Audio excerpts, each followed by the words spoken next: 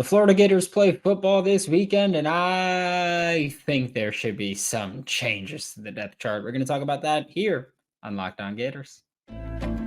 You are Locked On Gators, your daily podcast on the Florida Gators. Part of the Locked On Podcast Network, your team every day.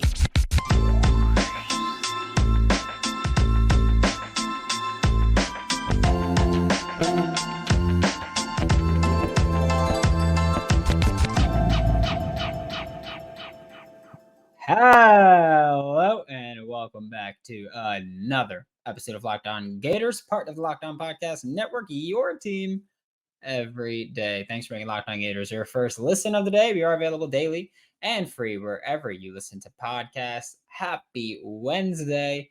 Happy hump day. I'm Brandon Olsen. Find me on Twitter at WNS_Brandon. Find all my written work with Whole Nine Sports, Giants Country, NFL 33. This episode of Locked On Gators is brought to you by eBay Motors. A championship team is about each player being a perfect fit. Same with your vehicles. So for parts that fit, head to eBay Motors. Look for the green check. Stay in the game with eBay Guaranteed Fit. ebaymotors.com. Let's ride. eBay Guaranteed Fit available to U.S. customers only. Eligible items only. Exclusions do apply. Thanks for making Locked On Gators your first listen. Like I said, if you do want to, sign up for Florida Victorious, use promo code LOCKED with Florida Victorious to save 20% off your first month. Gonna be a fun one. Just saying, every month gonna be a fun one. But things are spicing up as recruiting season for the 2024 cycle wraps up. But it's always recruiting season. But today we are talking about the depth chart like we do every Wednesday morning. And I'm gonna start with what I mentioned last week. Actually, both of these are ones that I mentioned last week. I do just have two for you this time, but both of these are ones that I mentioned last week. Montrell Johnson. I don't know what's up with him right now. He's not running with as much explosiveness or decisiveness as he has in the past. I don't know if he's dealing with getting banged up. I remember a few weeks ago he got banged up. Maybe it's that. But this season as a whole, really, he hasn't run with as much explosiveness or decisiveness. And by explosiveness, I mean he hasn't looked as fast. He hasn't hit the hole as fast. And he's getting brought down by people who should not be bringing him down. Like corners. Corners. You remember last year, a corner one-on-one wasn't bringing Montrell Johnson down. Slow him down, sure. But bring him down? That just wasn't something that happened much last year. Montrell Johnson right now has 46 carries for 211 yards. That's 4.6 yards per carry, just 2.3 yards after contact per attempt. That's a little more than half of what Trevor Etienne is doing after contact. Trevor Etienne's not really thought of as a very powerful running back, right? Last year, Montrell Johnson averaged 3.13 yards after contact per carry. So 0.83 yards after contact less per carry.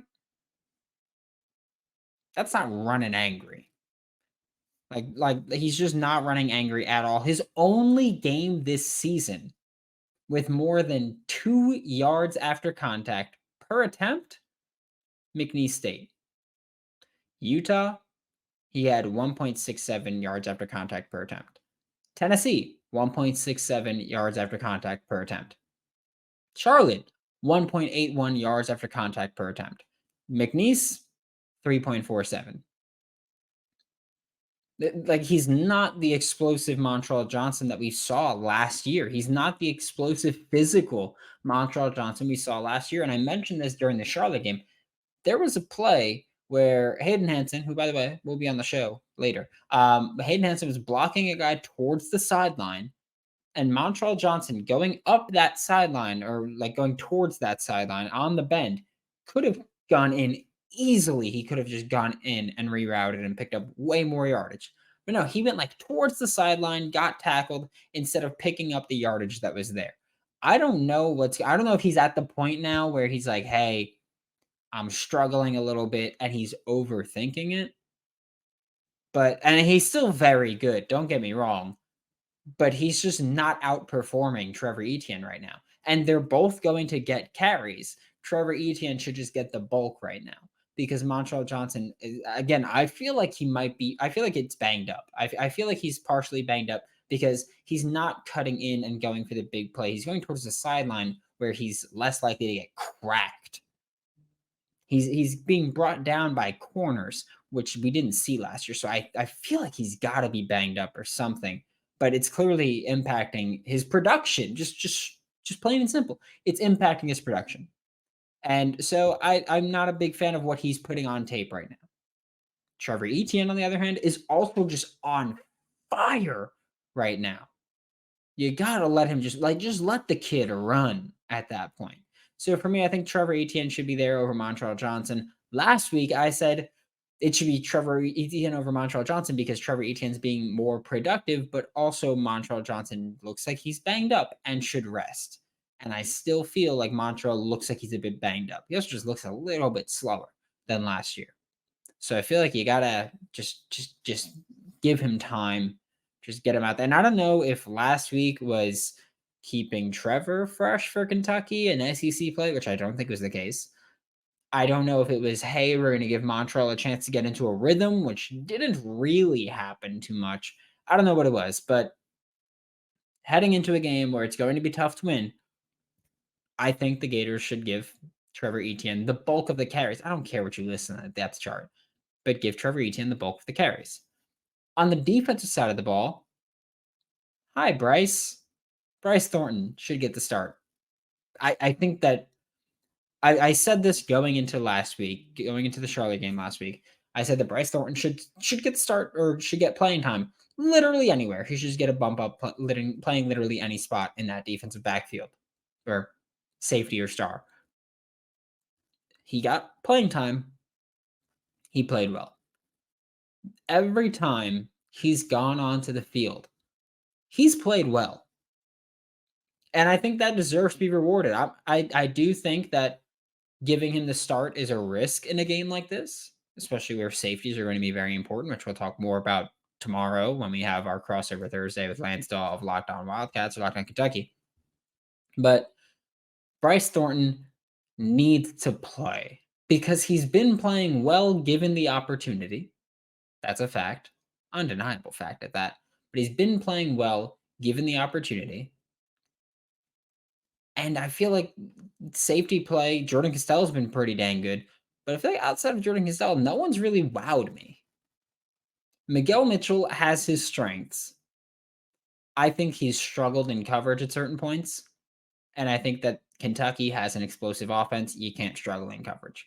RJ Moten has had just issues throughout this year. And I know that people are going to point to the Utah game and the first play where he took out Jason Marshall Jr. I'm not.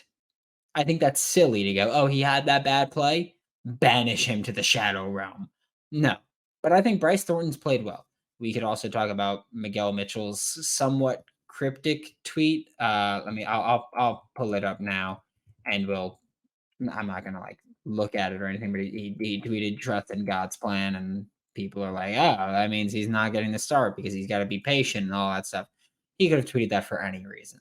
Okay, I'm not looking into that. I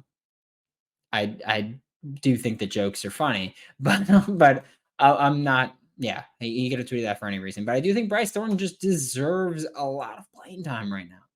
I'm not very scared of two true freshmen starting safeties. I want the best players out there, and Bryce Thornton's been playing damn well. Last week, he killed it when being brought on the blitz. And I think that Florida this week should keep bringing the blitz. I think that Kentucky's one of those offenses, which again, just brief detail. Kentucky's one of those offenses where when you have that explosive passing game that they've had so far, you don't counter it by, okay, we're going to drop more guys into coverage. You counter it by saying, okay, we're going to speed up your clock and take away the deep play. And I want to see that happen from the Gators. And so I think one way to do that, Bryce Thornton on the edge, or blitzing, I think that's a great way to do it. So for me, Trevor Etienne over Montrell Johnson, Bryce Thornton over Miguel Mitchell. Those are your two Locked On Gators depth chart proposals.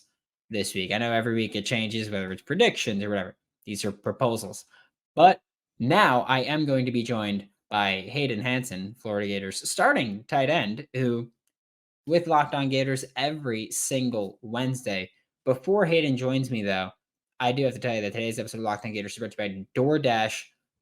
If you ever need fresh groceries for the week, but you don't have time to go to the store, or if you're like me and it's been raining the past 4 days consistently, it's not like it rained for an hour and I was like, oh, pack it in. It's rained consistently. Then you can just go to DoorDash. Simple as that. Like, don't want to go to the store? Then don't. Try grocery delivery from DoorDash. You'll get everything you want delivered when you need it right to your door. Right to your door. I have the awning. I don't even have to worry about getting wet. It's awesome. I love it. You've trusted DoorDash to deliver your restaurant's favorites. Now you can get grocery delivery that actually delivers to you. I love it. Get 50% off your first DoorDash order up to a $20 value and use code LOCKEDONCollege at checkout. It's a limited time offer. Terms do apply. That's 50% off up to a $20 value. No minimum subtotal. Zero delivery fees on your first order when you download the DoorDash app in the App Store and enter code LOCKEDONCollege, 50% off. Joining me now for Locked On Gators is Hayden Hansen, Florida Gators tight end. And Hayden, I'm just gonna ask right out, what was Billy Napier's message to the team after the Charlotte game? Because all of us were expecting just a whooping, and on film there was a bit of a whooping, but on the scoreboard there wasn't. So what was Napier's message like to the team after? Yeah, so I mean, first he came in there. He said, "I'm not going to let anyone hold their heads down." He's like, "A win's a win in this game." He's like, 50% of teams lost today.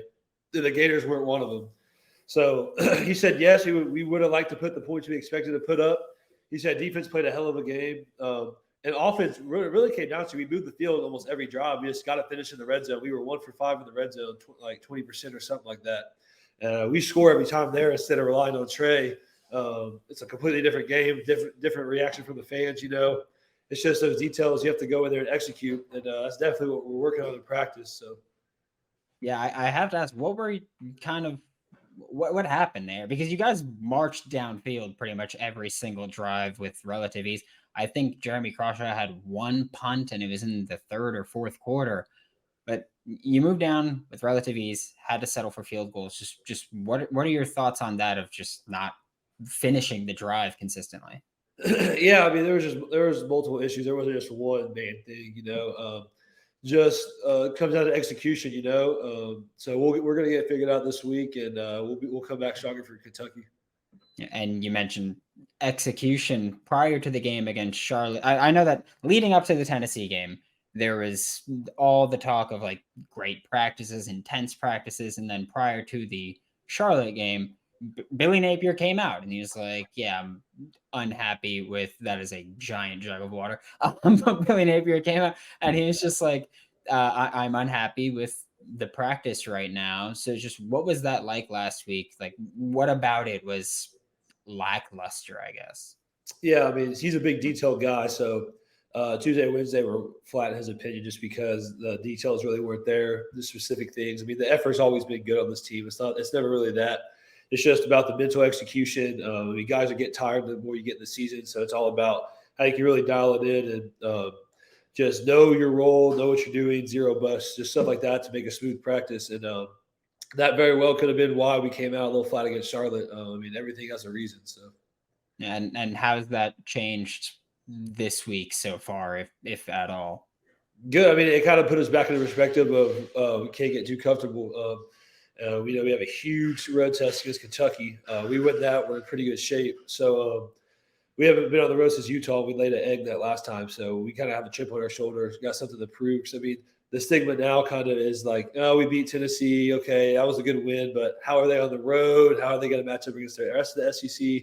So I think we get a dominant win over Kentucky, then it'll change the view. Yeah, how has that preparation kind of changed? Because I know leading into the Tennessee game, Billy Napier made it a point to be like, hey, I'm teaching these guys about the Florida-Tennessee rivalry.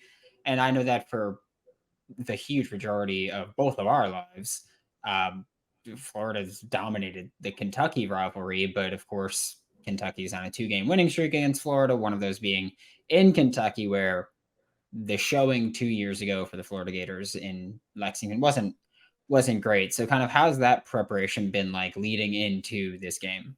Yeah, I mean, the intensity's a little more. It's really something you can't replicate with these rivalry games. Like yes, you want to have the same intensity approach against teams like Charlotte or Utah, but like it's just something special about these rivalry games, man. It's a different intensity, different level of focus, and I mean, it's just unmatchable. I mean, you only get that in those rivalry weeks. So I mean, we know what we have to do. They know what we have to do. The style of offense and defense we play, and the style of offense and defense they play, it's just going to be a fist fight, and we're going to see who comes out on top.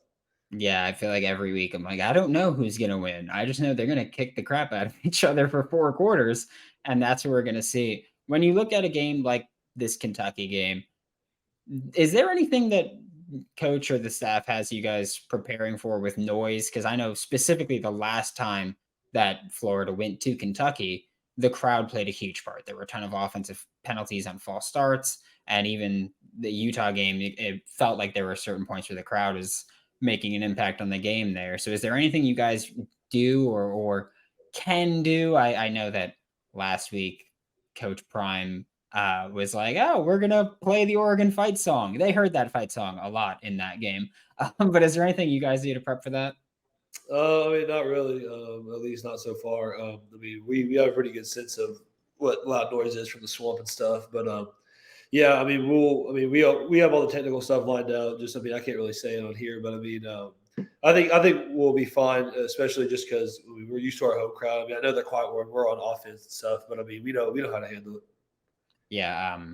I also know that the last time Florida went to Kentucky, they waited till like the 4th quarter to start with the silent count, and something tells me that won't be the case this time at all.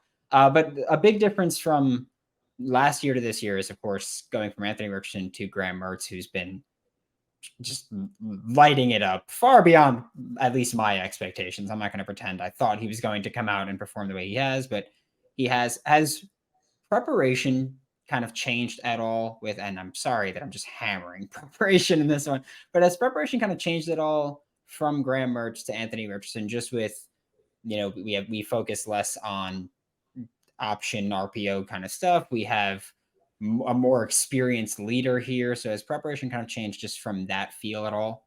I mean, yeah. I mean, anytime you stick a different quarterback back there, you're going to have different perspectives and different plays. We played to his strengths. We played to AR strengths. He left, so I mean, we have a new set of strengths in Graham. You can tell the obvious difference between the two. I mean, one's a runner. Graham will run, but that's not his first option. He likes to throw it downfield and line it up. So I mean, it just depends on which quarterback's back there. Yeah, every time Graham takes off, I'm just terrified. I don't know what it is. I don't know. Like nothing bad's happened, but I'm just terrified when he does. Everyone should feel empowered to care for themselves and their loved ones during the unexpected. That's why Jace Medical offers the Jace Case. The Jace Case provides 5 life-saving antibiotics for emergency use and gives you a peace of mind so that you are not just hoping that you have access to medication in case of an emergency, that you know you have it. Jace Medical makes sure that you have it in hand, available, always. Jace Medical is simple. They handle everything from the online evaluation to licensed pharmacy medication delivery and ongoing consultation and care. So you don't get caught unprepared. Get $20 off on these life-saving antibiotics today from Jace Medical by using our code LOCKEDON. That's LOCKEDON at checkout on jacemedical.com. That's JASE medical.com. This year's defense has been significantly better compared to last year. And Austin Armstrong's just he's doing a hell of a job, and the players are taking significant strides. Has that kind of impacted practice at all? Whereas an offensive player, you have to obviously know details really, but where you kind of get to be more prepared for some of these more aggressive looks that you see? Oh, I mean, yeah, for sure. He's really good at just throwing in blitzes whenever he feels like it. So it's kind of hard to time it up. Just kind of the pass and stuff. I mean, if you can block that, you can block anyone in the nation, especially with the guys we have like Princely, Scooby, Shamar, just stuff like that, So, I mean, it's definitely iron sharpens iron in practice. So, yeah, I feel like some of those guys, like Scooby, I mentioned a week or two ago. I was like, he's just taken insane strides. Have you gone one-on-one often with Princely? Because I don't know if you've seen the actual numbers, but he's on pace to set a college football record in just pass rush win rate against just true pass sets. Yeah, I've had a lot of battles with him actually. When I first got here in fall camp, like last year, he was doing it to me, man. It took me a while to learn. I'm like, this guy is insane. And this year, it's more of an even battle. We definitely make each other better. And every time I pass rush and I see him on the edge, I'm like, all right, if I'm not perfect here, it's over. So it definitely helps in the game going against him. Yeah, as I feel like we talk about it, iron sharpens iron. You guys have your good versus good that we talk about and that we've talked about before. How has that kind of gone into just preparation? Because you got to go against Princely, but after a while, of course, you kind of pick up his tendencies. He gets to learn from countering that. So how does that really go into that where you guys get to constantly learn from each other and kind of counter off each other that way? Yeah, so I mean, it's just like the stuff he does is what a lot of edge rushers do, but they don't do it as well. So like I can see it coming from a mile away in the game most times. Because there's only so many moves you can kind of have when you pass rush, and uh, just especially not even just him, the other edge rushers on the team. When I see that in person every day at practice and it turns into a game, I see it once. I'm like, all right, I know what this guy's going to do. It's definitely not as good as Princely. So like it kind of slows it down a little bit for me. And I feel like it's the same way on their side of the ball. There's only so much you can do at a 12. You're either like run blocking, pass setting. So I mean, I'm 6'7", 265. There's probably a handful of those guys in the SEC that are doing the same thing I'm doing. So it's good for him to get reps like that too. Yeah, and there were quite a few times against Charlotte and in other games this season where you've been left in an island or on an island in pass pro. Can you kind of walk me through what that prep is like for you? Because not only do you have to worry about run blocking and pass blocking and running routes, but you have to do it all and prep for a brand new matchup. Like you have to be prepared to block a Princely Uman Mielen or a Tyreek Sapp, who are two vastly different rushers, while also trying to be like, okay, I have to be involved in the passing game as well. Yeah, for sure. Especially for tight ends, we have to be really detailed because we're blocking against guys that make a living off pass rushing, and we're not always in there. So it's definitely you have to be great on your footwork. You have to be great on the reading the guy. You got to watch the tear off, just stuff like that. Once you put something bad on tape, they're going to try and attack that. Like the first week at Utah, we were having a little problem just as a whole unit in pass pro, and it showed up the next game. Tennessee tried to do it, but we learned from it, and it kind of helped us stay strong. Just for tight ends, I would just say, you already know it's going to be a mismatch, so you just got to get your hands on them, stay in front of them, don't get a penalty, and just fight your ass off. Yeah. 4 weeks into the season so far, 3-1 record, only losses to Utah, and we've kind of moved past that one now. But how has this season gone for you as far as expectations versus results at this point? Oh, dude, not that I'm satisfied. There's still more to get, but I'm pretty proud of myself. Just how I stepped into this role. The team needed it. I was ready. I'm ready to contribute. I definitely feel like I made my role in the team as the bigger body blocking tight end that can always leak out like play action or stuff like that. I'm not the guy that's going to get 13 targets a game, 10. I'm probably two to five, which is completely fine with me. If the team needs me to run block, that's what I'll do. And I'll gladly do it at the next level. So I'm just proud that I was ready. I just stayed ready and stepped in when the team needed me to. Yeah, I feel like this is like the Paul Red Hot ones, like the look at us, because I don't think either of us were like, yeah, you're going to be starting week 2 this year. But I like to end with off topic thing, and I know that a few weeks ago you mentioned when UFC comes out, you're going to be focused on that. Right now, who's your favorite UFC fighter? Why are you going to use them when you lose to me? Yeah, so this is a good question. So you're talking like best fighter I like to use in the game or in real life? Best fighter. Let's do both. Let's do both. Let's All get right, best fighter in real life. Who you like to use? yeah, so in real life, I'm gonna go with Sean Strickland. On the game, that's a different story. I'm gonna go with Cyril Gain. Wow. All right. All right. Any particular reason? You're just trying to hammer it? Can't expose my secrets. You'll see. Okay, all right. That's kind of crazy that you're gonna do me like that. But okay, we will find out. But thank you so much, Hayden. This is Hayden Hansen, Florida Gators tight end. Catch him every week on Locked On Gators and every week with your Florida Gators. Thanks for making Locked On Gators your first listen of the day. Every day we are available daily and free wherever you listen to the podcast. We'll be back tomorrow with Lance Daw as it is crossover Thursday. Best damn day of the week besides football Saturday. For your second listen, check out Locked On SEC, hosted by Chris Gordy of Sports 790. Dude's a dog. Like, you want quality? Yeah, don't get better quality than Chris Gordy of Locked On SEC. Get the best coverage on the best conference, including the best university. Right there, right there. I know if you're listening, you can't see this. I'm pointing to the swamp hanging behind me. For Locked On Gators, I'm Brandon Olsen. Don't forget to follow me on Twitter at WNS_Brandon. Find all my written work with Whole Nine Sports, Giants Country, NFL 33, and I will see you all tomorrow.